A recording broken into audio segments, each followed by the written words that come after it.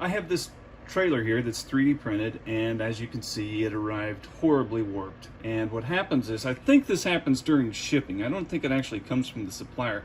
Somewhere along the line, when this thing is shipped, it gets hot, and then you get this.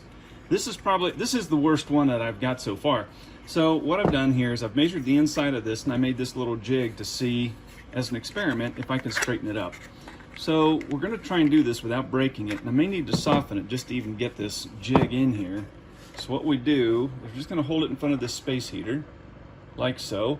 Going to give it a few seconds, and as it heats up, it gets soft.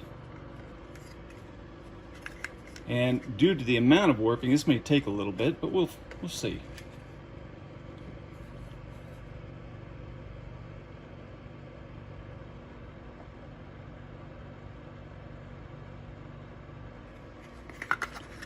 Now let's see if we can get that to slip in there. And ta-da, there. Now you can see there that we've got it inside, and what we'll do then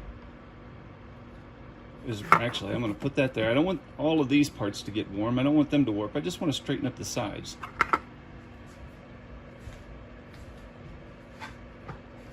While that one is straightening up, we're going to take this one that's warped real bad, and we'll get it started as well.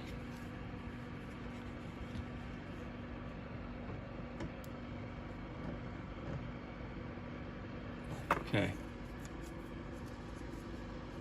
It's not perfect, but considering where it started, this is a lot better. So we're just going to let that cool off. Now we're going to flip it and do the other side.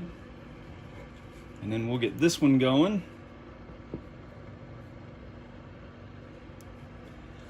I'm not going to lie, it's not uncommon to get parts that are warped. This one though this is remarkable, just how many parts showed up warped this time. A lot of them aren't even usable. In this case though, I've been straightening all the ones out just so I don't throw them away, I guess. Waste not, want not, I suppose. I don't know. And it's really hasn't taken me too long. I've been at this, I've done 23 trailers. This is the last one. So this is number 23, and I've done all these within maybe 30 minutes doing this exact procedure you see here.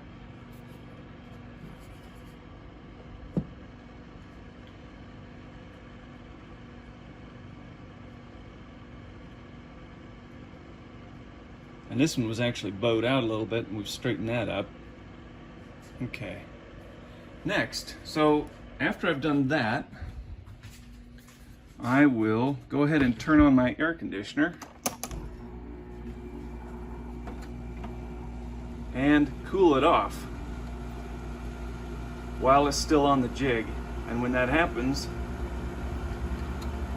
it will go ahead and hold its shape.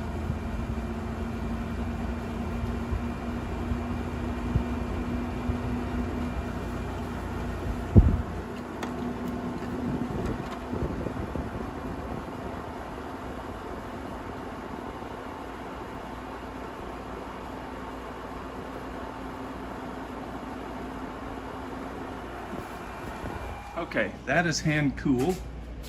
We're going to come back over here. I'm going to move this one off and let it. And now we'll just take that off. Now this is cool to touch. So if you recall where we started, this is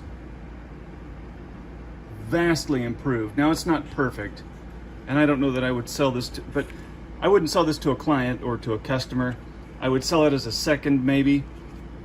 Or I would use it on my own layout, because sometimes that's what I do a lot of times, is I'll use seconds and things like that on my layout just for something to fill space or just to use it.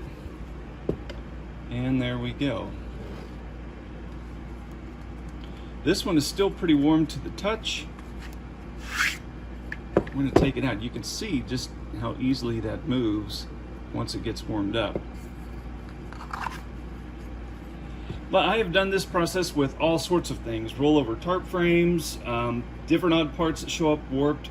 I stick them in front of a space heater like this, get them good and hot, and then I'll use different things to hold them in place so they keep their shape until they're cool, and then go down the road. So if you happen to use a resin product of some kind, know this is a tool that will help you fix your problems.